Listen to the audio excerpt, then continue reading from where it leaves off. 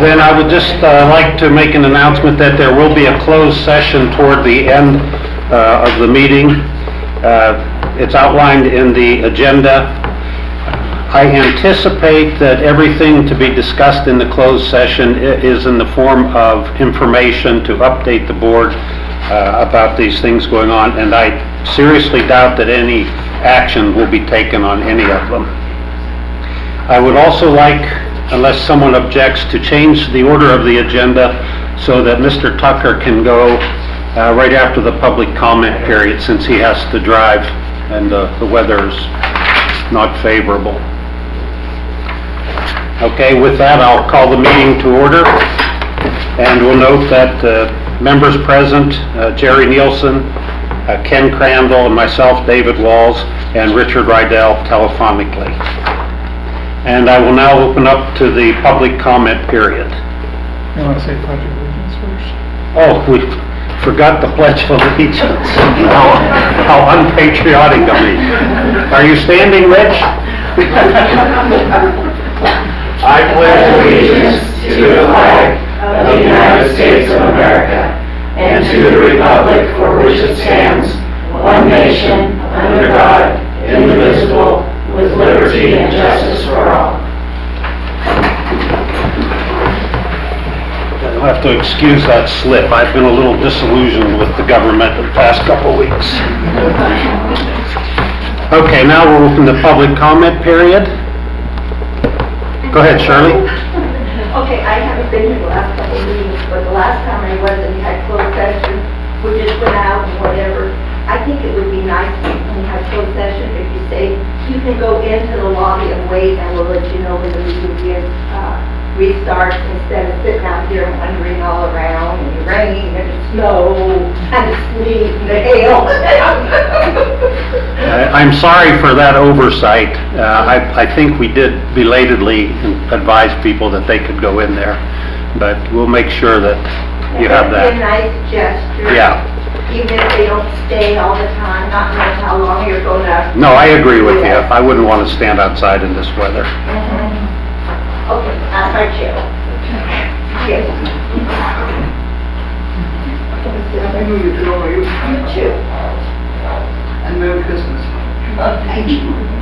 And I'm not getting grouchier. I'm just maturing. Any other public comments? I just have a question. I was here to present myself as a possible candidate for the board position. I have a pre-existing appointment at 4 o'clock, and I did not know if that was possible to speak.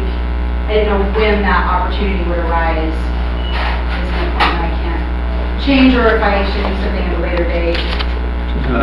Public comment. What's that? Should you just make something on a public comment? Yeah, you can make your statement now. Okay. Yeah. Should I stand or sit? Sorry, I don't want to. You can stand up and feel comfortable. It's a very informal group. My name is Kristen Montgomery. I am a mother of 2 boys that go to school here at Chester High School, freshman and a senior this year. My husband and I moved over here in 2012. His business is here. Him and his business partner own A&M Timber. We have about 25 employees seasonally here. I am a dental hygienist. I've been one for approximately 20 years over in Susanville. I worked for the same practice for those 20 years. I had some hand surgery this last year that has prevented me to go back to my job. I am was a Boosters member, secretary, now I'm the vice president for the high school Boosters Association. I have volunteered a tremendous amount of hours in the elementary school when my kids were in elementary school. Now I do so in the high school. I put on Sober Grad. I was a chairperson for Sober Grad last year and still remain involved in those, any fundraising events for the high school. I'm very interested in being a member of the board. I feel like my input would be just being in healthcare. I've been in healthcare a long time. Before I was a hygienist, I was an EMT for Modoc Medical Center and a firefighter for CAL FIRE up in Modoc. And I worked in the hospital quite a bit. And also working with my patients for so many years, 20 years. I've had patients that keep calling me asking me when I'm going to come back. You just get that close reputation with them. I am not affiliated with anybody in the hospital, anybody on the board. I'm very open-minded and would like to see some changes, or like to see the small town. I'd like to see people like to go to our hospital for care and feel confident that in that care. There's a lot of public comment I hear from patients or from just moms, and that things, some are good, some other things are maybe not be, but just maybe things like to be open-minded with and maybe have an opinion on to try to make things better, be involved in that. So that's all I have to say. Thank you. I would say, though, it begs the question, since you have a meeting, how difficult will it be for you to attend board meetings? Oh, normally not. I'm leaving town in the morning for my son's. Okay, that's fine. That's none of my We have an appointment business. today at 4. I apologize. It was scheduled a long time ago. Okay. All right. Do any other board members have anything to ask her? I think we have it agendized, we can come back and have any questions. Okay. So when you have to leave, just get up and leave. If there are no other public comments at this time, we'll turn the meeting over to Mr. Tucker for the I'm going to steal this chair right here so that I can use my notes at the same time as I present. Everybody should have the audit presentation. That's a 4-page document, and then they should have the draft of the audit financial statements. So as I go through these, remember, feel free to ask any questions. Once you be comfortable with the audit, make sure that there's anything in there that you question or have a concern about, make sure you go ahead and ask that. Are there any new members on the board? Sorry if I don't remember. I do about 50 board meetings a year, so. Not since your last. Okay, good. Well, it'll be the year was very much like prior years, so this should go fairly quick. I'm one of those auditors that I'm as pessimistic as any other auditor. That's just how we are, and we're always looking at things maybe a little more on a negative side. But if there's nothing going wrong, I'm not going to sit here and talk and try to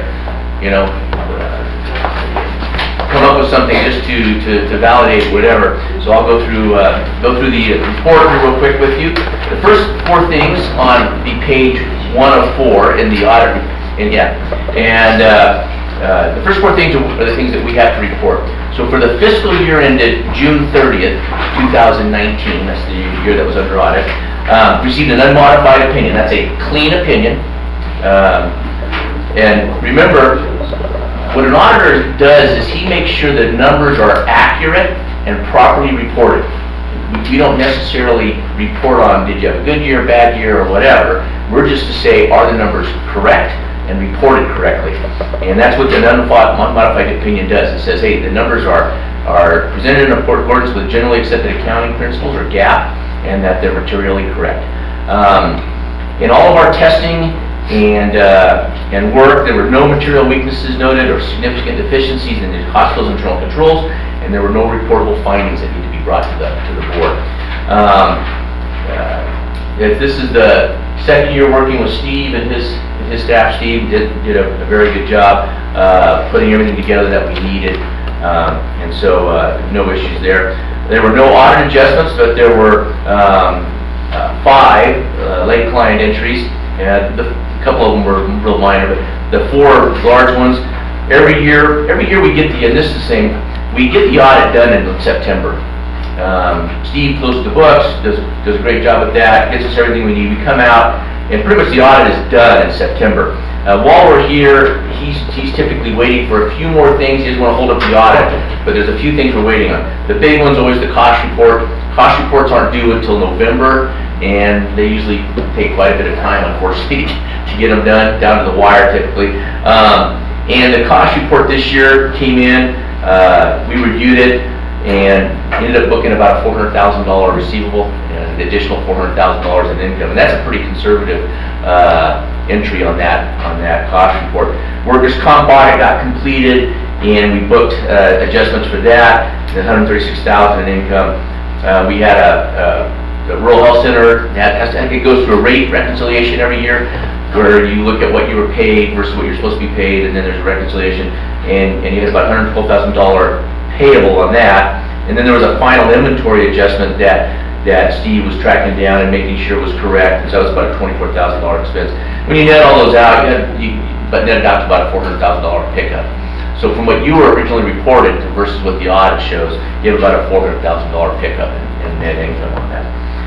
No difficulties encountered with management and performing the audit, no disputes or disagreements.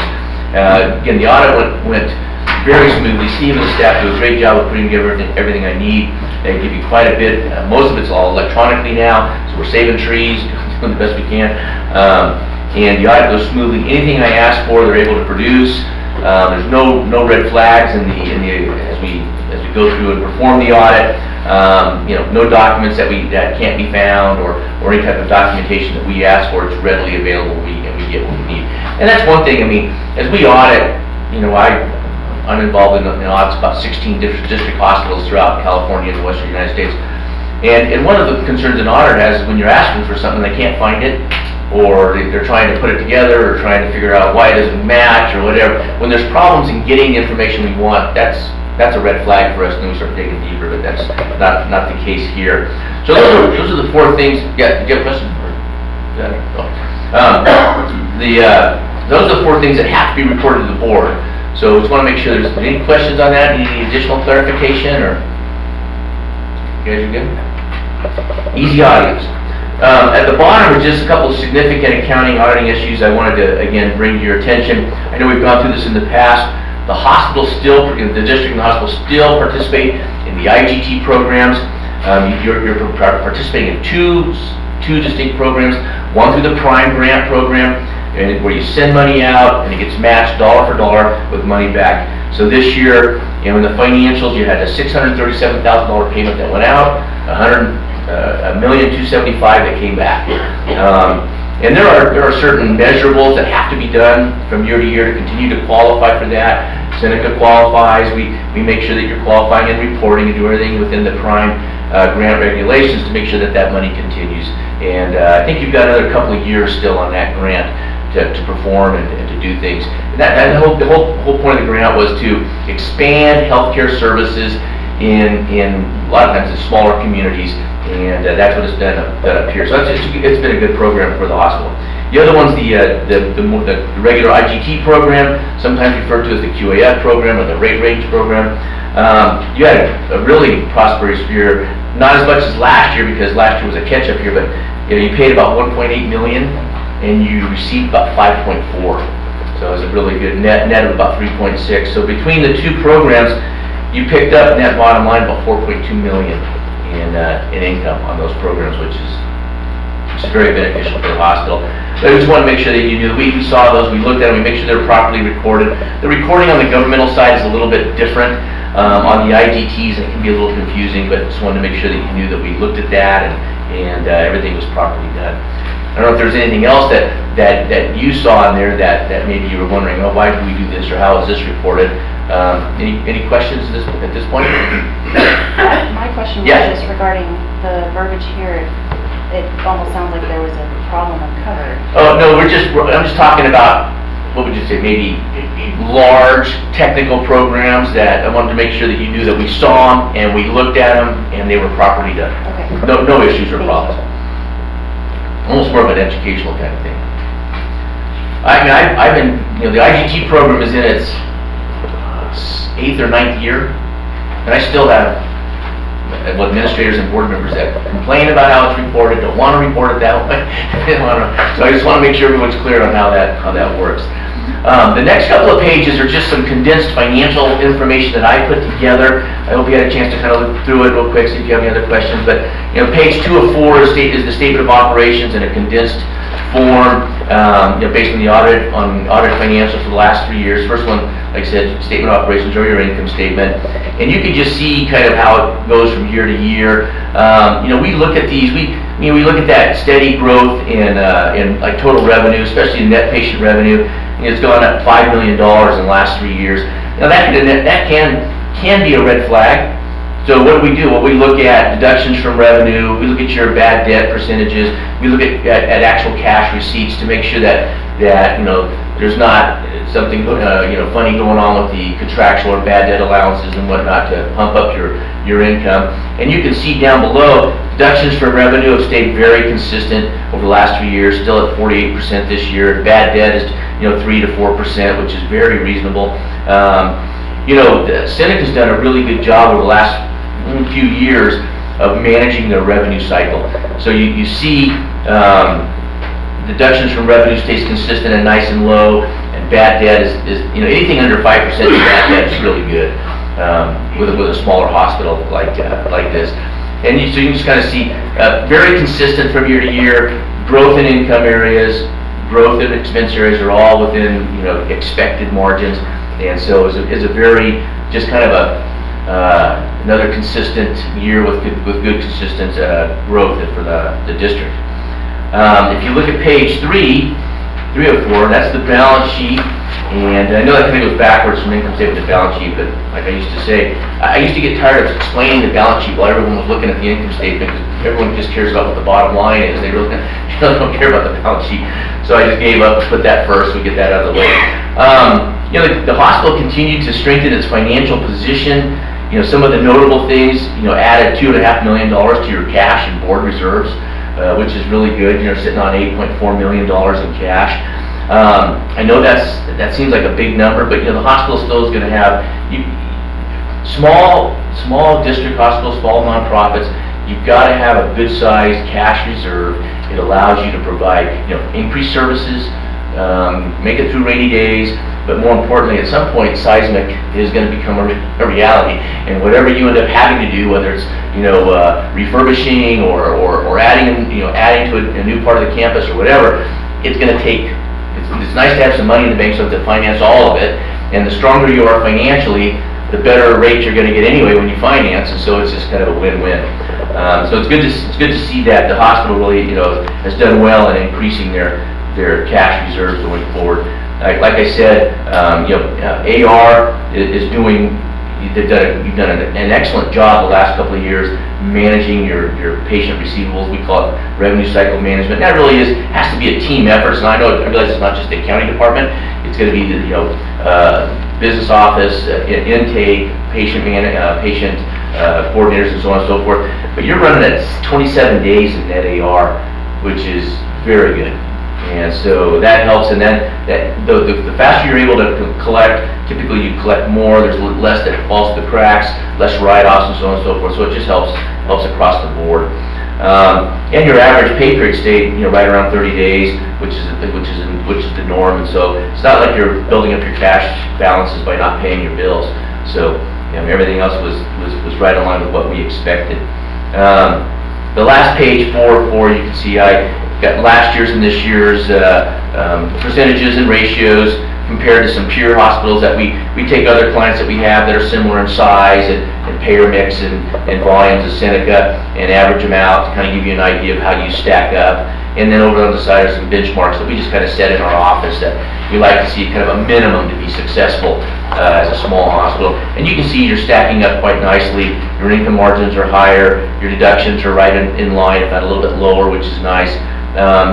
Your percentages of expenses are right in line. Current ratio is nice and strong. Debt service coverage is significantly higher. You don't have a lot of debt.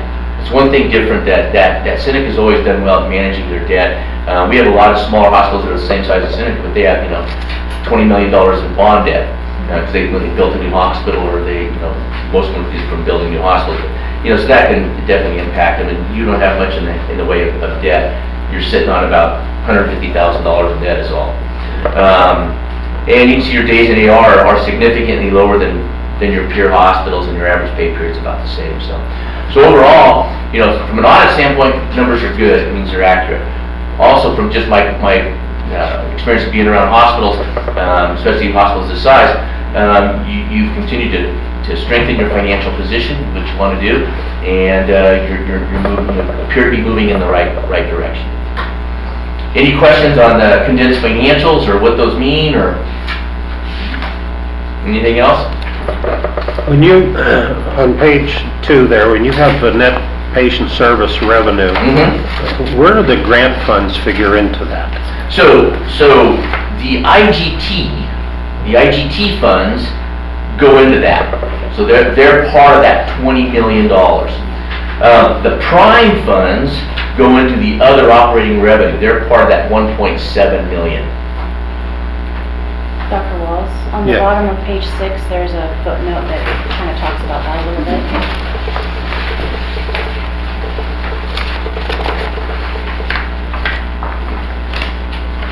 Yeah, it's in the management discussion analysis.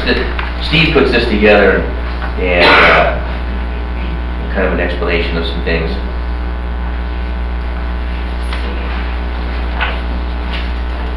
So it's not specific to the audit, but Mhm. since you did mention, facilities having bonds for building new hospitals and the like. Yeah. Where kind of are you seeing the facilities that you're serving in terms of kind of where they are in the process of doing it? Well, the vast majority of them that went ahead and built new facilities or expanded their existing facilities, most of them have already done their projects and have completed it. Most use bond money, either money they had saved themselves plus supplemented with bond money. Some used USDA loans. Really, those are the only two that are used for those type of major programs where a district can get decent rates. And so that's what you're looking at, either USDA or whatever. And most are done. The rest are kind of, including Seneca, you're kind of you've made some changes, but you're just kind of sitting back and waiting to see what the final, California keeps moving the target and, on what they're going to require and so on and so forth. But my guess is within the next 5 years, they put it off now. Geez, we're in our something like 10 years or more from the initial seismic notification, and they keep deferring and deferring and deferring because no one had any money. All the small hospitals were going broke. But at some point, they're going to come back and either make you do some significant refurbishing to your existing or build something new to meet the qualification. But some of the qualifications. Some things are more strict, some things are less strict. There's new construction that's now approved by Oxpod that can take care of some things. And so I think they've just kind of been trying to wait it out and hope there's no major earthquake in some areas where a hospital collapses on someone. That would get everyone going in a hurry. But so I don't know if that answers your question. But most jumped on the wagon early on. If they wanted a new hospital, they just built it and they were done. And they'll be grandfathered in regardless if there's even new changes. And Seneca, you guys are, this is obviously new and it's great and complies. But at some point, you're going to have to do something with the existing hospital. So you said that they get grandfathered in if they start early and then requirements change? Right. And we had hospitals that when the seismic stuff first started hitting, they built new campuses. We're talking 10 years ago, and even if there's additional regulations now, there were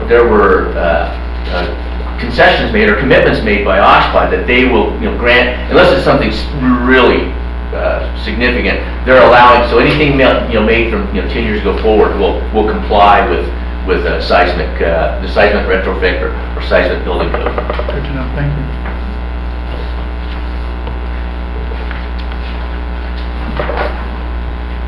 Anything else? I had a couple of questions for Steve. For Steve, can you sign in the Doesn't back? mind. Trying to find one of them. One of my questions, Steve, I really appreciate this audit altogether from all sides of it. The detail of it in the management discussion is very much appreciated too. I did have a question about the retirement plan. Page 22 was note 9. It said what our expense was, but do we know what our total potential liability is for that?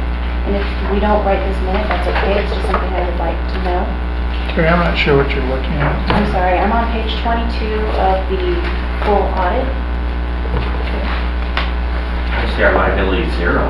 Wait. Yeah, you want to answer it, right? Well, you go for it. So this is not your traditional defined benefit retirement plan. That's why I'm asking. Right. So that's where you work for 20 years, and when you retire, you get X percentage of your salary for the rest of your life. and you get an actuary to try to figure out how long you're gonna live and what our liability is. It says non-contributory, but that means the employees can't put money in, but the hospital contributes it's like a 401k. So they put the money in a trust.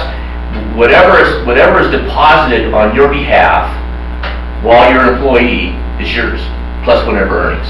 And that's what you get when you retire. So once you're vested after a year, then you are able to access that. yeah, so that 46,000 is like, I don't know, call it profit sharing or a pension contribution or whatever. And when you finish down the road, you've got your whatever your account's at, it's yours. So they don't record, other than what they paid, it's once they pay it, it's off books. It sits in its own trust account, and it's not considered a liability or an asset of the hospital. So it's separate. So you don't have to worry about the hospital spending your retirement money. Thank you. And that's what I was curious about, was whether it was, yeah. traditional public service pension type thing, okay? We've had clients, districts too, that have had to have, had to have ERISA step in, and, the guaranteed, Pension Benefit Guarantee Corp had to step in and take over the plan because the money's gone. They weren't able to fund it like they were supposed to. The liability, they owe $10 million in estimated liability. There's $2 million in the pot. That's probably what you're worried about. And yeah, that's a bad situation. Out of all of our hospitals, we audit about 50 hospitals a year in our firm. Out of all of our hospitals, we only have 2 of those type of plans still remaining that are active. Everyone's gone away because of that. It's just, they're hard to manage. Thank you very much for that. And then my other question that I had, if you guys are okay with my continuing, I was actually on page 18, under note 3, the very last sentence of the last paragraph, talking about Medicare and Medi-Cal programs, and I just wanted to know kind of more detail around why we think there might be a material change. So what happens with a cost report is like we finish the audit, Steve puts all the information together, sends it off to the cost report person, and they send back the cost report done. And think about a tax return, like a tax return when it goes on audit. There's always a chance that they're going to throw out some expense or add this or add that. It's the same thing. So we file it, and we can book up to as filed. We booked a $400,000 receivable, which is about a little over half, right, Steve? About half, a little over half of what was the final number receivable on your cost report. They came in at about $700,000. So what we do is we take a very conservative position. So it goes through a process. First, it goes through a desk audit where they just kind of look through and see if anything catches their eye, and they'll disallow certain expenses, or they'll change the volume on this, or they don't like the way this was allocated or whatever, and then they can come back and say, we don't think we owe you $700,000, we think we only owe you $500,000. And so then when you get that, it's called an interim audit notice or whatever, well then you book to that number or you make adjustments. And then there's a final audit. They may come out and send an auditor out here. They'll sit in your hospital for a week or so, digging through invoices and everything else, and they may have some other adjustments. Plus, Steve might have more information on bad debts or other things he wants to add in.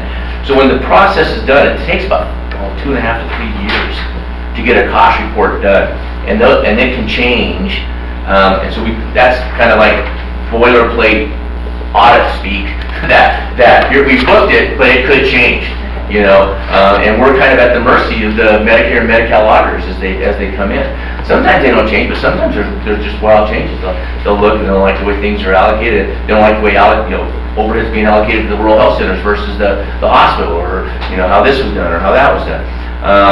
And so what we used to do, up until about 10, 15 years ago, we used to do these prior period adjustments all the time. Every year we'd have a cost report, we'd get settled, we'd book it, get changed, we'd back and change last year, and then get changed again.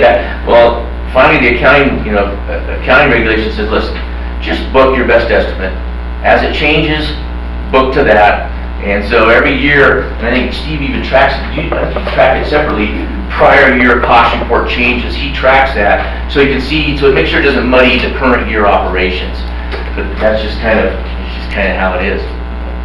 That makes sense. I just didn't. Yeah. I wanted to make sure we weren't expecting some big change of some sort.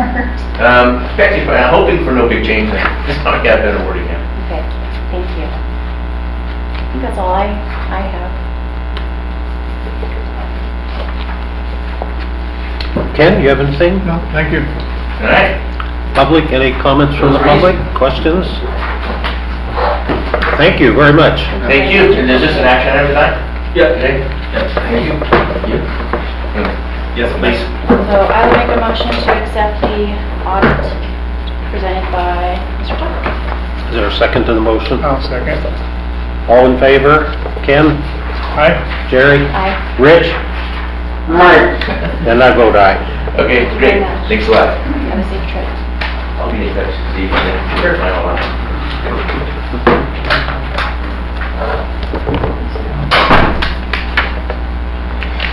Okay, we haven't approved the minutes from the November 26th meeting. Renee, did you want to say anything about the format for the minutes?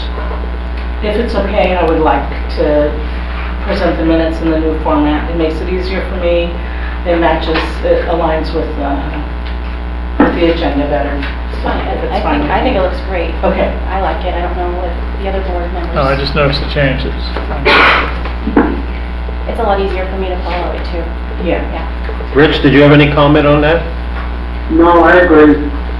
Okay. If everyone's had a chance to review them, I'll accept a motion to accept them. So moved. I'll second. All in favor? Ken? Aye. Jerry? Aye. Rich? Aye. And I vote aye. Dana, you're up next. Okay, the credential files, do you want to vote on those and then the policies? The reappointment to medical staff are teleradiology and Dr. Bolton, who used to work in the ER and hasn't been here for a while. And then the allied health practitioners. And then we need to extend for 60 days the below applications to update the files. And then also the two teleradiology. Will Dr. Bolton be coming back? I'm not in charge of that. Oh. Okay.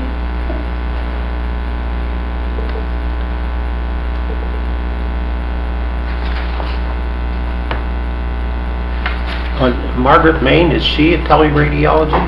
No, she is licensed clinical social worker. She's one of our counselors. She's an allied health practitioner. I guess I haven't met her. Can we have a motion to accept these then? I'll make the motion to accept these. I'll second. All in favor? Jerry? Aye. Rich? Aye. Ken? Aye. And I vote aye. And then the policies below were passed by the medical staff. Some were new and some were revised. Any questions on any of them? Well, I have a comment, just that we like to have these come with the track changes so we can see what is different. So if we could have it that way, that would be great. And then my other comment was regarding the medical evaluation request by peace officer. Have we had our attorneys review that policy?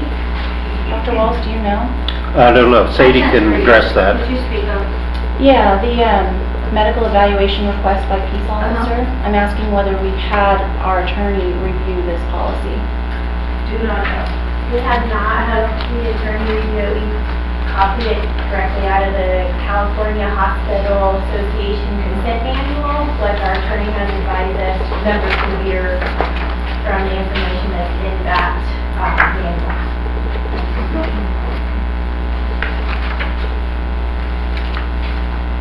I don't know, just the part where we talk about a warrantless medical search request by peace officer makes me very uncomfortable. Where is that? And that's one of the forms in the... Page. Where's that at? Page 4 of 6.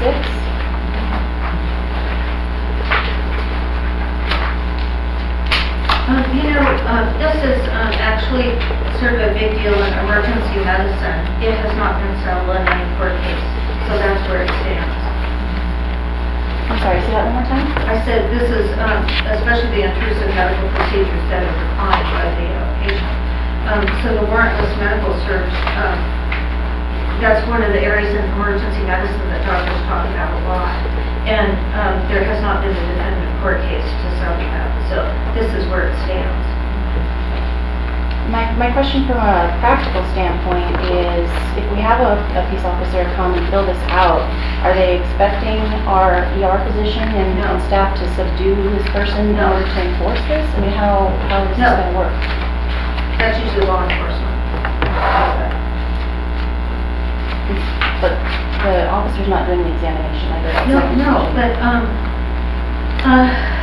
the non-intrusive intrusive medical procedures, yeah, who else is there? They bring them to the ER for medical clearance, for jail usually.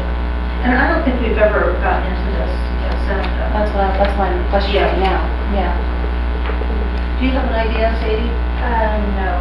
We've had a few patients come to the ER with the cops requesting the, Sure. For medical clearance, but we've never had the patient refuse to get the medical clearance. But what we could do is, if you want, I can send you what's in the California consent, the California Hospital Association consent manual, like all the dialogue on it, plus the sample policy that they have in there, that you guys can like look at that with, side by side with this policy, then we can maybe table it for next time. What does the rest of the board feel? I think that's a good way to approach it, but I don't want to speak for everyone. I don't have a strong feeling one way or the other, because the issue never came up at the medical staff meeting. So I'm not sure what, are you saying delay this until you've looked at additional Just that materials? one, just this one policy. We can approve the rest and table this one till we look at it a little more. And you will look into it? Okay. If that's your request, then I think I would accept the motion to accept all of the other policies, and we'll put this one on hold for the next meeting. I'll make a motion to approve the policies with the exception of admit 005.001, which will be tabled to a future meeting. There a second to that? Second? All in favor? Ken? Okay. Jerry? Aye. Rich? Aye. And I vote aye.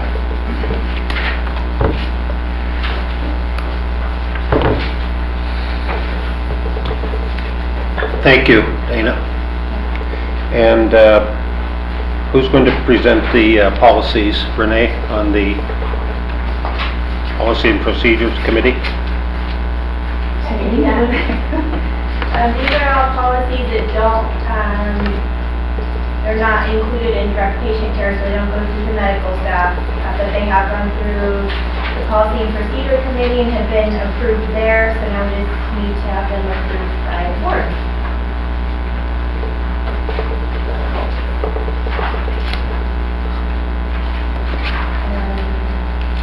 Most of them are just revised from annual reviews. I know the HIM ones are brand new because we had policies that got combined and we needed to separate them out. A lot of them are some finance policies, and then the materials management is a new policy just saying that they're discussing employee purchases from the district. I'll make the motion to approve policies listed under number 7, Policy and Procedures Committee. I just had one question. The employee purchase thing, that's the way it's always been here anyway, right? The policy on employee purchases, I believe so. there was no change in, No. okay.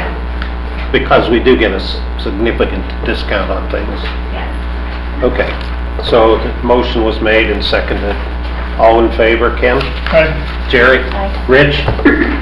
Aye. And I vote aye. Okay, Steve, do you want to give a financial report? Finance?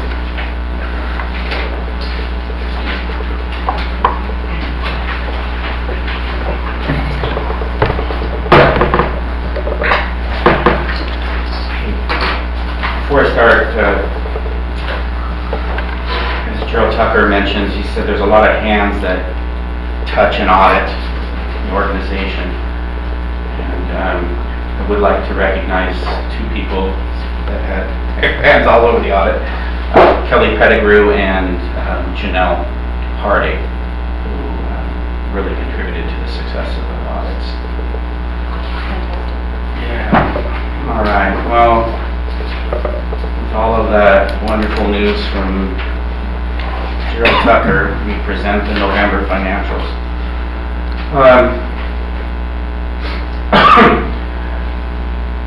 In September and October, we reported losses that were negative and negative variance to our budgeted loss. And in November, things have even gone further negative, and it's all tied directly to our utilization. Our utilization in November 2019 and the corresponding revenue is as low as we could see for a while. We had not seen numbers that low, at least in the past 2 years. And again, it's across the board. We did see some increase in the emergency department utilization, but we also saw a pretty good drop in the clinic visits. And even the increase in the emergency department utilization left it well below historical numbers and averages and everything. We've taken we've talked amongst ourselves, we met, case management, care coordination has looked at transfers. The transfers appear to be appropriate, not something that we would hold on to. We took this to medical staff. Medical staff could not, unfortunately, the one thing that medical staff said, the sad reality is that we have an aging population, and something we're going to see. Sherry Thrall might have some thoughts on this from a Plumas County perspective, but that we see an aging population, certainly in the Lake Almanor Basin, and from the Whitley study, projection that there may not be industry or economic mechanisms in place in this area to bring in younger people to replace the gross counts of population, and of course replace our older population with younger population, and then our existing population will continue to age out. Now we do see that as somewhat of a benefit, because an aging population has theoretically typically more healthcare needs, but these are the things we're looking on. There's no data that we found available to us that suggests that our people in our service area are going elsewhere for their care. You said you don't have data We don't have anything that says that. one way or other? Right. We don't have, one board candidate mentioned that she's had discussions with the public, and we all have had discussions with the public about that there's some kind of critical thing driving the utilization at Seneca as far as an adverse inclination to come here and a desire to come here. One of the things that continues to lead us to believe that right now we're going through just a really healthy spell in the area is that our emergency department visits continue to be extremely low. So people are sick. I mean, they'd have to really hate us to sit in a car for 40 minutes to then go to a larger ER that they may have to wait longer, or however long it takes to Quincy, referring to Susanville. So right now there's nothing that we're seeing that is telling us that there's something that we can or need to do differently. The fact that we do have 5 practitioners full-time, if you will, in the Lake Almanor Clinic is kind of evident in December, where so far through 18 days, we're projecting much higher clinic visits, and we're projecting fairly similar emergency department visits to November. So that, we like that trend. We like to see that the clinic's being utilized versus the emergency department, and that again leads us to believe that when people need their primary care, they're coming to us, which is absolutely crucial. Our outpatient registrations are up in December, but still maybe to where we were in September and October. So the good news, I guess, if you will, that as Gerald mentioned in this audit presentation, is we do have cash reserves. And even at the level that we're losing money right now, obviously if we continue to have the utilization that we've experienced in November and I guess to a lesser or better degree, September and October, if that continued to be our permanent utilization, we'd be having a pretty different discussion and a difficult discussion. But again, nothing leads us to believe that that's going to happen. As I started to say, that with what we are currently, the losses we're currently experiencing, when our supplemental payments kick in, worst case scenario is we have a break even, no change to our cash flow for the year. And we're 7 months more down the road to see what has happened. In between now and then, we'll be working on the budget for 2021.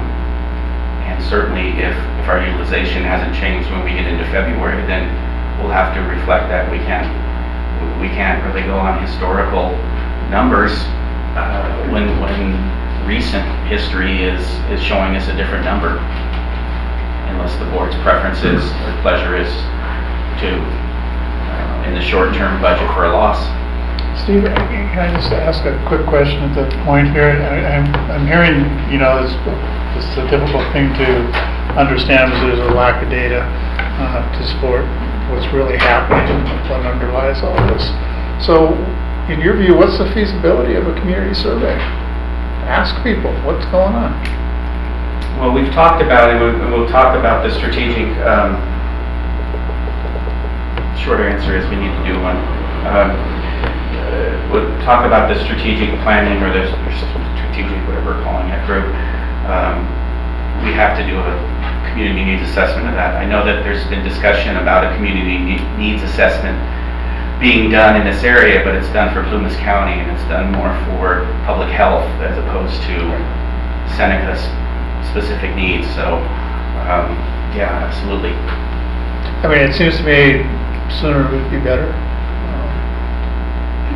Get some sense of how many people are actually just healthy and no need, how many people are going elsewhere, and just understand the dynamic a little better.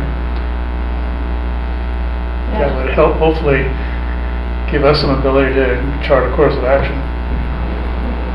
We have to figure out a mechanism to do it by which people would actually respond to Correct. If the mechanism being confidentiality, I think we can assure that we can have an independent party do that. Just getting people to respond, as care coordination sees in the HCAP surveys, that is a challenge. But hopefully, as we hear that Seneca is having some struggles and they're looking to understand better the needs of the community and tie it in with the replacement facility or the meeting the needs of the. I think that's the perfect frame for it. Just frame it up that way. Okay. Got it. My question, Steve, the payment that went out for the Prime grant, was that budgeted for in this month? Or is that part of maybe why we had a bigger loss? I didn't know whether that was a contributing factor. This is a funny comment, but you don't really even see it. You do see it. Oh, you know what? It's down below the line on page 2 of 7. There should be a budgeted amount in there, but it doesn't impact our operations. The way that we present our internal financial statements is that we show the IGT below the line, because when it's actually recorded, it goes against our equity, if that's not too technical with the accounting stuff. Right, I got it. So no, we would have budgeted, it would have been a budgeted amount, but it wouldn't have affected the loss in any way. Okay, thank you. Darn, I was looking for. It's really simple, you guys. It's, staying on page 2, if we look at the revenue, inpatient, acute, which is the room charge, negative variance, 61,000, swing bed, again, which is just the bed charge, 84,000 negative. Long-term care, hanging in there. We did lose one resident, so we're down to 15. And we've been having a problem finding placement for the long-term care. There is a gender issue there. You have to, in long-term care facilities, you have to take consideration, if that's the best way to say it, as far as male, female, and where you're placing them in beds. And right now, everyone on our waiting list is a male, and we do not have a male bed available. And then the inpatient ancillary revenue is the lab, radiology, those types of things associated with supporting the acute and swing bed patients. That was negative 44,000. So inpatient negative 186,000. Outpatient was negative 418, and at the back of your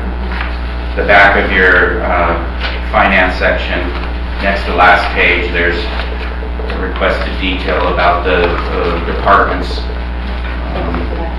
You can see that ER, again, even if we see some growth in clinic visits coming back and outpatient registrations coming back, we're still going to be challenged to meet budget in these departments, these support departments, without an emergency room. The emergency room patients have a greater demand and intensity of service that in turn generate revenue.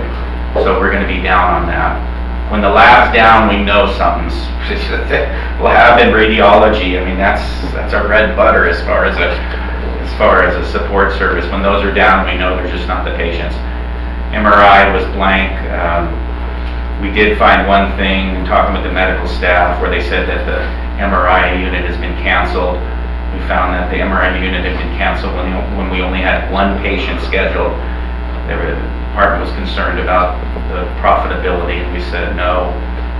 As long as there's one patient, bring the unit up, and we'll just do it. The other Thursday was Thanksgiving. Ultrasound's down a little bit just because we had a tech 3 days a week, and now we kind of have a tech 1 day or so a week. So 418,000 negative variance on outpatient revenue. And it's not like we, got wild and crazy when we did the budget. This is off of historical numbers, and if you look at the utilization stats from year to year, emergency room visits, I'm on 7 to 7 now. 186 in November versus 234 in November of 18. Lab, 1,800 in November of 2019. Prior year, 2,658. Radiology, same story. So we'll get moving on the community health needs assessment. We'll get that going right away. That one's no problem. So, Steve, I realize that I'm a little naive about accounting skills. However, we already budget a loss, right? We anticipate in our budget that we're going to lose money every month. That's correct. Well, yes, from operations, absolutely. Yeah. So we budgeted $213,000 loss, and we actually incurred $536,000 loss. That's correct. So the net loss for the past 3 months is almost $1 million. Net loss. Because it was $250,000 roughly the last 2 months.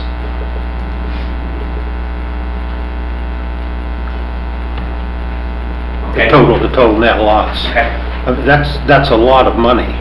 Absolutely. And I just wonder why we can get such rosy audit reports when it looks like we're sinking?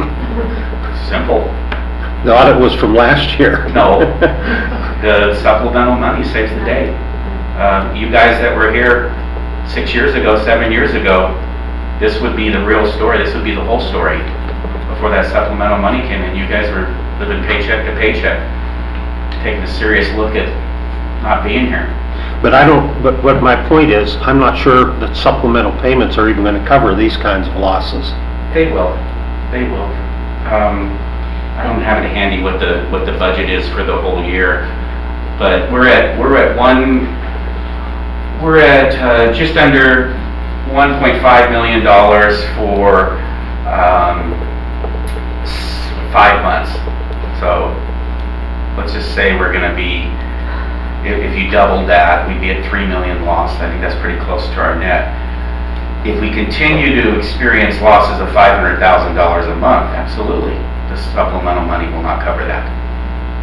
You know, that's over a year, that's a $6 million loss.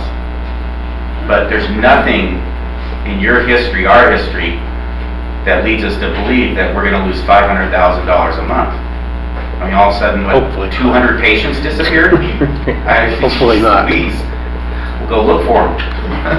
Yeah, I think Dr. Walls, if we're looking at that too, you know, that 1.5 million you're talking about, that also includes the amount we budgeted as a loss.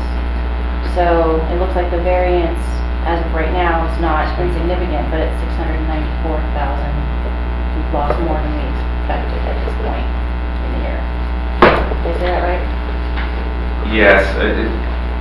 Looking at it, another perspective is that if we kind of come back more to budgeted losses, there's a possibility that we could just be break even for the year with the supplemental money. If these losses continue, yes, we're looking at a potential loss and eroding of our cash reserves. But I don't know what this utilization would say about this hospital on a larger scale. Certainly. That's fine, you answered my question, Okay. that's fine. We don't have to dwell on it. I will then. Thanks. So, do we want a motion to accept the financials? So moved. Second. All in favor? Ken? Aye. Jerry? Aye. Rich? Aye. And I vote aye. And we'll move on now to, the MODOC Medical Center tour. I guess Steve and Jerry both have talked with me about this. Jerry, do you want to just make a quick comment? Just that the board has been, and I'm sure any staff that would want to go, has been invited to tour the new MODOC Medical Center that they're in the process of building. I understand that they broke ground, I think July of 2018, and they're supposed to be actually in there working by fall of 2020, was what I had heard. And so just wanted to see if any of the board or any staff were interested in scheduling a tour. Is that kind of along the line that you were talking about? Before it's completed, is what you're suggesting? Sure, we can talk to the board, we can talk to them about how they, you know, got to where they are. Have to wear a hard hat when you go in? Process was, probably. Well, I think, the issue was that they will be able to give us some advice in planning for our facility Yeah. because there are some things that they would willingly share with us about mistakes made along the way to keep us from making the same mistakes. Makes sense. So, Do you I know- have dates in mind? Not No. yet, I wanted to see what the interest was. yeah, I would certainly be interested, Okay, so. And I think, Steve, didn't you Yeah, suggest absolutely. you would be interested? And so do you want? probably Karen, you would want to go, right? Yeah. So do you want me to try and set together dates and everything for this, or how do you want to approach it? I think, yeah, we'll just get a couple of tentative dates and then bring them back and Okay. see what our availability is sometime after the holidays when things slow down a little. And I think if there's if there's a majority of the board that want to go, I think we can all still go. We just need to make sure the public knows that it's happening, and if anyone wants to come up and Yeah. attend to, they can.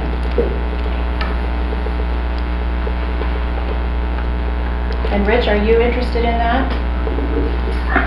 Depends upon the date that you come up with it, sure.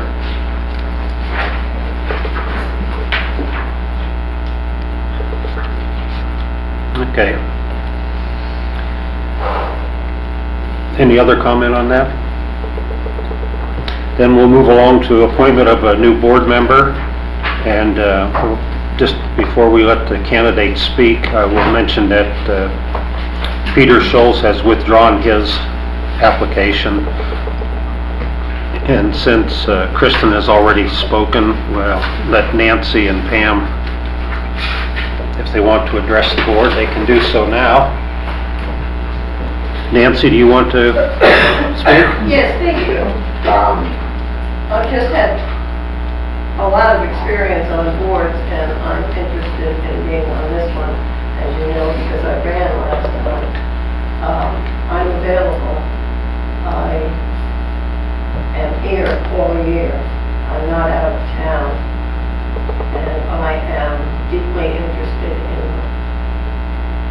in the hospital because I think it's an integral part of it and a very important part of this community. I would hate to see it dissolve or be destroyed, but I'm therefore very anxious to do whatever I can to help. Thank you. Thank you. Pam, did you want to say? Yes, I do. Hi, my name is Pam, and I'm a registered nurse, and I have been involved in rural health in Northern California for over 20 years. In all types of levels, acute care, small rural clinics, as a provider and a regulator. Very familiar with the regulations and the cohesiveness that needs to happen to pull a small rural hospital forward in these times. I live up here full-time. My husband and I are retired. We also have been living here off and on for about 14 years. Actually, I started with my little grandchildren, bringing them up at the North Shore campground. And then we loved it so much we bought a home. So now they're all in college, so there's nothing rural about them. Anyway, I'm really dedicated to this hospital, and I'm going to take you guys back for those that were still here.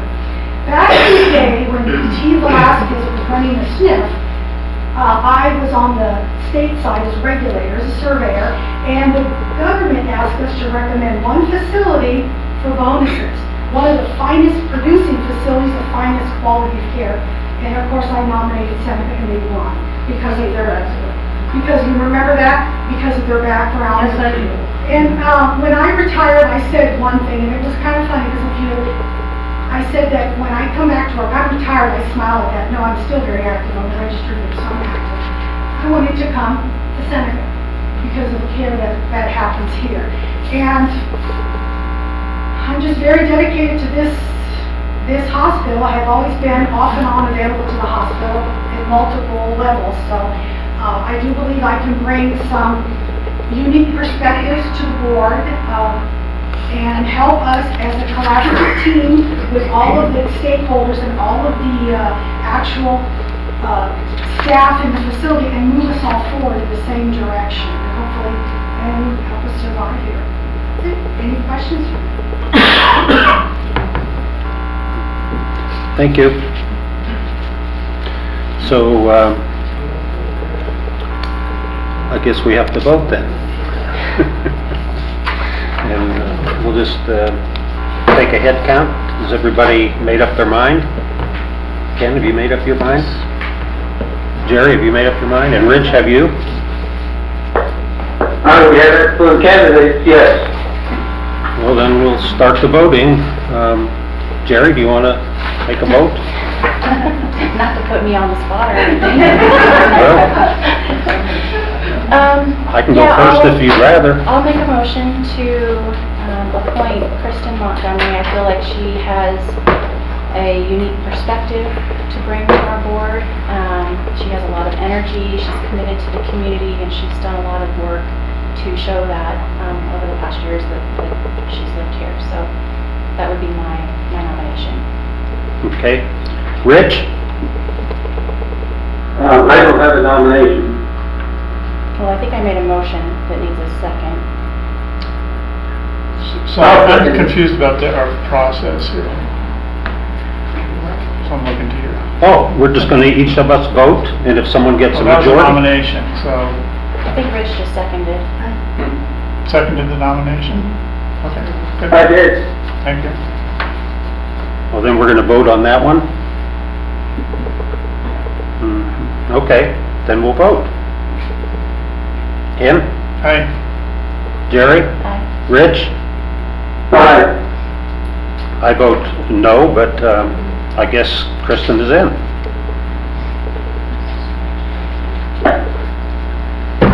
And she's not here. No, she told us she wouldn't be here. Good. I want to offer congratulations, so. I will get with you and we'll notify her. And swearing in will be at the next meeting? Is that okay with everyone? Yeah, she could, if she does it at the beginning, then she could participate, or if she does it Yeah, ahead of time. that's what I'm saying. We just do it at the start of the next meeting.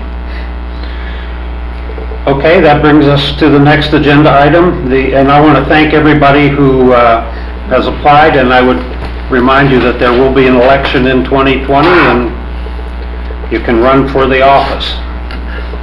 And can I put something in real quick? Mhm. I was hoping, Pam, I don't know if you're involved with the strategic planning committee, but I think your knowledge and experience would be invaluable if we could possibly help you for that. I'd be delighted. Okay, then we have to elect officers for the next year.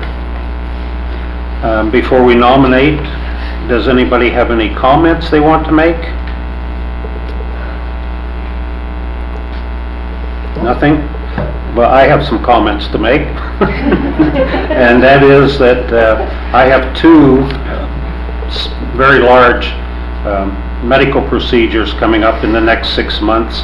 And I'm finding that being president of the board is taking up a lot of time, and I'm not sure I'm going to have the extra time to commit to being president, so I would prefer to not be nominated.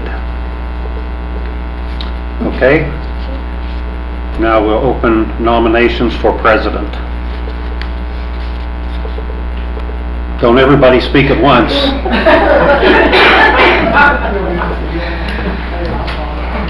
Well, I'll nominate Ken.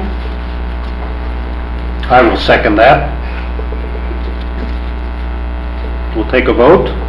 Are you okay with that? I am. Jerry? Aye. Rich? Are you calling for a vote? Yes. Ken has been nominated and I seconded it for president for the next year. Yeah, okay, aye.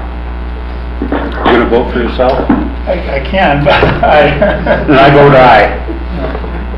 With that said, thank you so much for your Yes. leadership.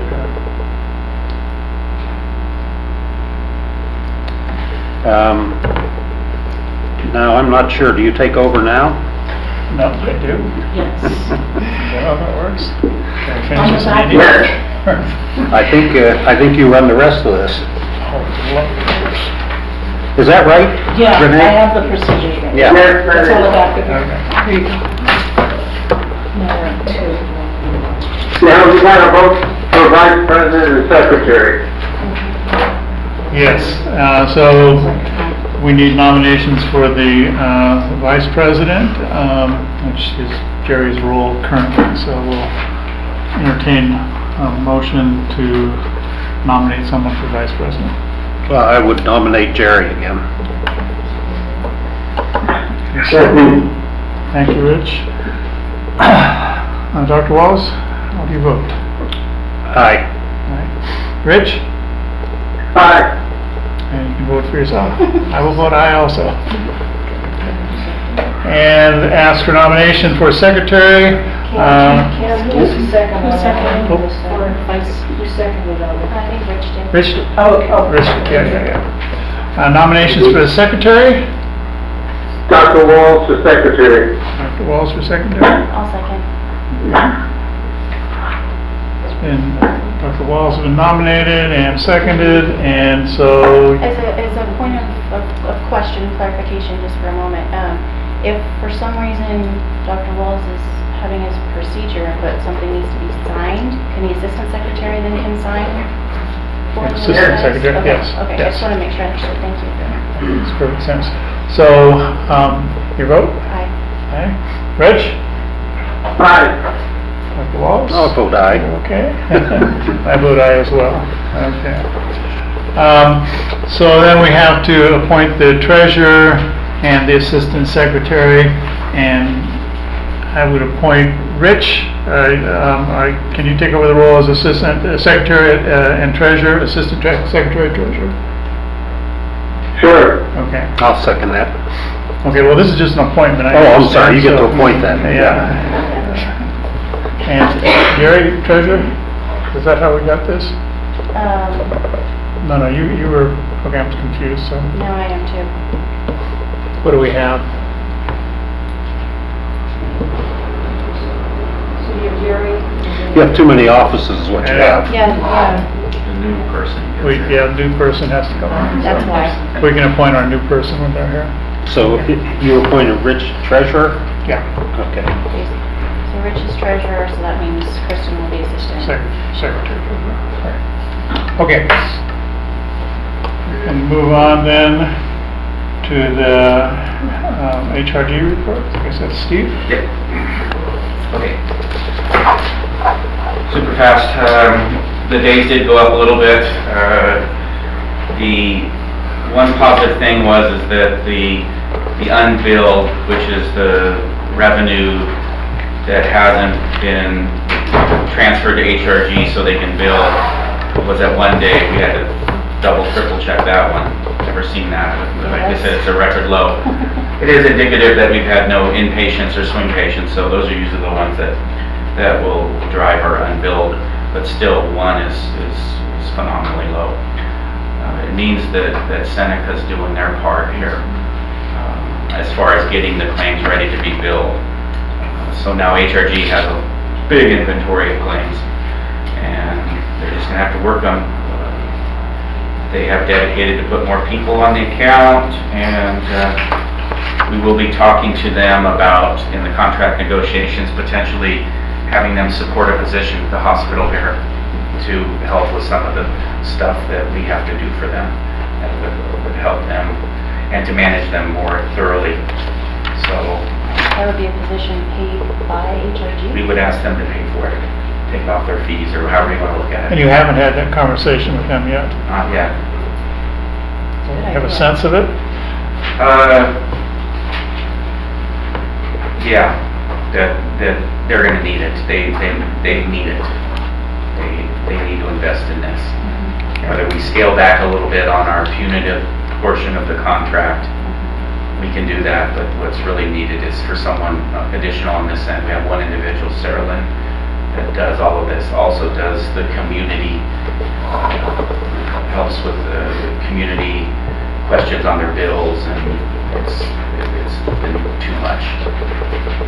Her managing, supporting HRG is pretty much a full-time position. So that's where we're going with this. 60, still not horrible, but it has to start coming down.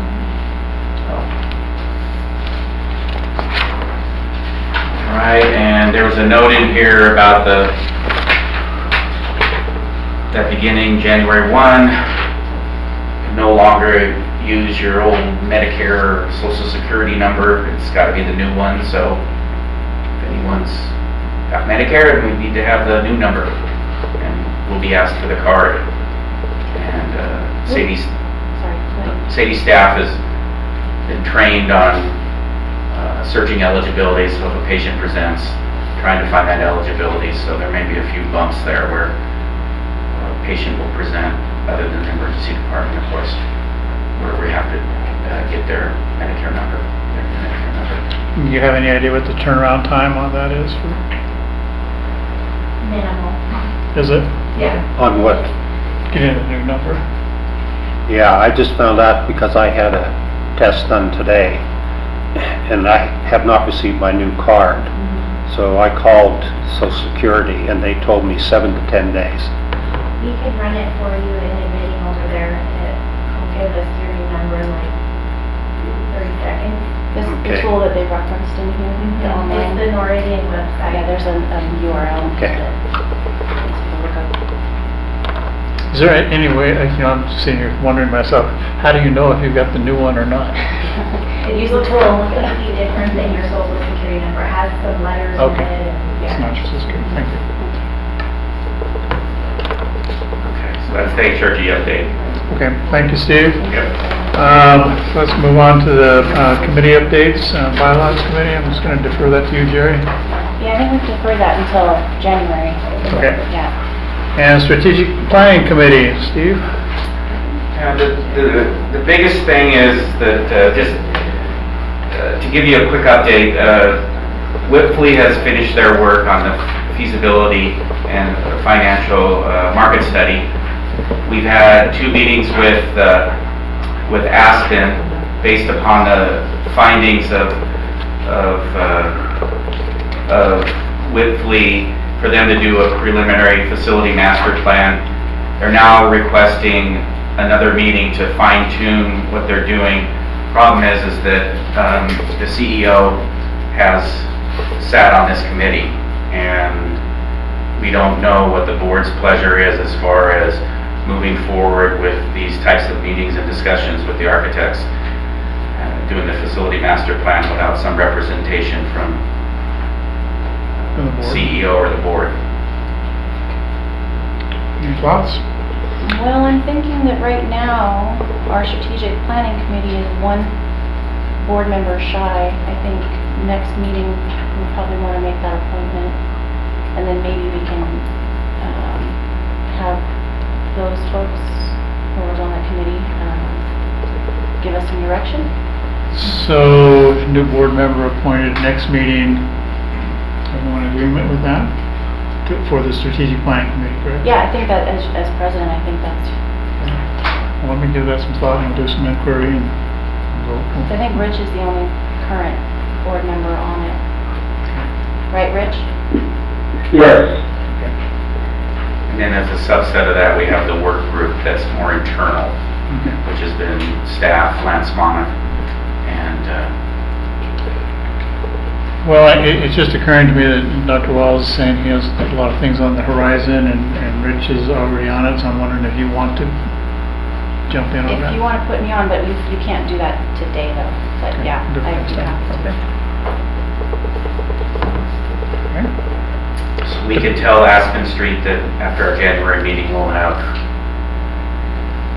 a group ready to meet with them and move the project forward. I think so. Okay? And let me ask you this, Steve, and you may not know the answer to it, but I was told that at some point in the past, you know how those stories go, right? There was a group of Northern California rural facilities that pooled resources together for an architect to come up with some sort of blanket blueprint that they each could use. And I'm curious whether we have that stashed away somewhere, if it could be dusted off, if maybe we're reinventing the wheel a little bit with Aspen. Just something that was mentioned to me a few weeks back. Do you know the timeline of that? 'Cause I don't recall. I don't. I've been around for 13 years, I don't recall. Yeah, I believe it happened sometime around when the legislature came out with the first round of seismic requirements, but you don't hold me to that. That's just kind of what the impression that I got. I couldn't get down to an actual date or even a firm name, so.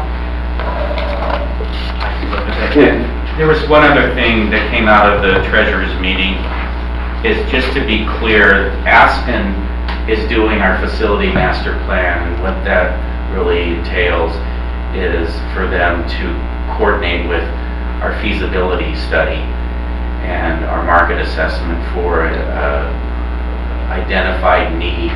They're going to create square footage, general square footage, a campus kind of design that we'll use to determine a potential cost for the project. They're not actually doing the design of the hospital or the facilities themselves. Okay, that's helpful, thank you. So Steve, the market assessment, can you speak to that a little bit, the timelines and? I don't think everyone received a copy of that. We can get that out. One of the other things we need to do is the only thing they haven't done is Whitley that is, hasn't made their final presentation. Okay. So I can distribute the report itself to all the board members. I'll just double check. And then you all can decide if you want them to come up here in person and present, come up on a separate date. However, included in our fee was a go-to meeting, or a remote presentation. We would just pay for a little bit of their time and their travel to come here and do it in person. So. Where are they located out of? Spokane, Washington. That's not too bad. Okay. Anything else, Steve? That's it. Okay, thank you. So departmental reports, quality care coordination, I guess we're going to do that in closed session, so we'll come back to that in the closed session. Compliance, Katie? Did you see the report I submitted in your packet? Yes, thank you. Okay. Any questions or anything on that? I think I do. I appreciated this though very much, thank you. Questions? No? Rich, did you have something? No, Okay, no, I didn't do it. thank you. Acute care, Karen? No report? Says on there, no So report. you're right. No report, no report. So Jim, we just moved down to you. Well, you have my report regarding the related CRA and RN. Open positions for January, we're going to be adding opens down to that list. The thing I did want to bring up is that Lassen College is going to have a CNA program from January to February, about a 5-week program, late January to the end of February. And we do have 2 employees that are interested in that, and so we're trying to get them on board of the system anyway. I've already talked to Nancy about possibly helping them out a little financially. So we're hoping to get 2 more CNAs and promote from within. Okay, moving on to the consent agenda. There's nothing on the consent agenda that I'm aware of. Ken, sorry, I had one other thing I'm sorry. for Jim. I was wondering if you could talk about 85 for just a minute. AB5. I actually knew you were going to ask me that. So I prepared this is basically a blog. There was a bunch of them online that kind of spell out AB5. It's a new law that redefines independent contractors. As it says at the beginning, the first page or the second page, 30 years ago we created a Borrello test. I was a member of the California Trucking Association at that time and was very involved in creating the Borrello test. We had our own opinions because we had a lot of other operators. They changed it now to there's only 3 things you have to pass, or 3 things you have to not do or do in order to not be an employee. And like I say, on that first page or the second page, you have to be free from control and direction of the company. You have to be that the person performs work that is outside the usual course of the company's business, which we are the company, and is customarily engaged in independently established trade, which means basically we really don't control our hours. We do not usually provide this service except for once in a while. It's not something we hire employees to do. That's how I'm looking at it. The usual course of the company's business is a very vague statement and yet to be interpreted. And then another test is if this person has a license and they do work for other folks. Basically, that's what the third requirement is. So those are the things that determine whether you're an employee or you're not an employee, or whether you're a contractor. There are exceptions to the people who are contractors. They include physicians, lawyers, professional services, but it's very specific that in the healthcare profession, occupational therapists, speech therapists, optometrists, nurse practitioners, physician assistants, radiation therapists, are basically people in patient care, because that's what we do in our usual course of business, they're going to try to make them employees. And we have to pass, if we do, for example, a CRNA, we only use them once a week, and maybe not even once a week. It's sporadic. If they have a license and they're their own business, and they go out and do work for other people, well, we kind of think they're not employees. They're trying to say they kind of are. So it's an issue that's going to have to be resolved probably in the courts. I've had a conversation with Steve about the nurse practitioner part. That may be a little tougher to sell, and Steve and I are going to be talking, just Steve and I are going to be talking with our attorney to see exactly where our obligations are and where our liability is, as far as this is concerned. People like pharmacists and our dietitian, they are so separate from us that we don't feel that they're employees. But that again is something we'll discuss with the attorney. So we don't control them at all. So, and we don't even have a pharmacy, we have a drug group, so it's still different. That's kind of the summary. This is just one mini blog you'll find online. It kind of gives you a summary. Thank you, Jim. Okay? Maybe we can track this for next month? Yeah, we can put this on the agenda for the next one. I'm just wondering if you can speak to why what was the thinking behind the exemptions for physicians, surgeons, dentists, podiatrists? What was the thinking? Well, they probably had a good lobbyist. Is the best I can tell you. You don't know the... I think it was a poorly written law, and they started getting people saying, well, what about this, what about this? Because if you look on this exemption list, it is quite extensive. Yeah. You know? So they're probably going to be rewriting it. I can tell you that even today, people are trying to get little amendments to make, say, you know, the ones that are on this list, the ones that we have to say are employees, they're making their own bid to say, hey, no, we're not. Make an amendment to this, and make an amendment to that. All of it comes down to court cases, all of it comes down to how it's interpreted, and that's why we need some advice from the attorney. Yeah, I saw there were a bunch of musicians that were all up in arms about it, because if they want to have, you know, if somebody come do a little spot with them, they have to make them an employee before they can come and employ them for like an hour to do, yeah. So I think it's going to make a big mess in all sorts of industries. Yeah, sounds challenging. Okay, so we'll follow up and you'll track that for us. Thank you. So I guess we'll move into our closed session now. As Dr. Wallace mentioned at the beginning of the meeting, we don't anticipate taking action. This is more informational than anything today. So folks, as we mentioned, it was mentioned at the beginning of the meeting, people can wait in the reception area. First use of the gavel, I'll say the board back in session or open session.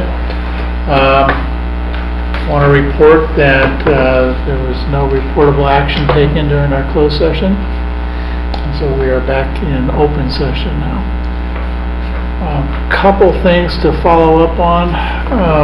Can we have an additional piece added to the agenda for our next regular scheduled meeting? And that would be a continued discussion of the data that we talked to Steve about, to just determine what's going on with our lack of patient volume. Demographics in the community, right? Yeah. So I want to make sure we got that back on the agenda. We should have done that before we went to closed session. That's it for now, I guess, right? Covers it? Okay. That's it. Meeting is adjourned. Next meeting is January 30th then? January 30th, thank you.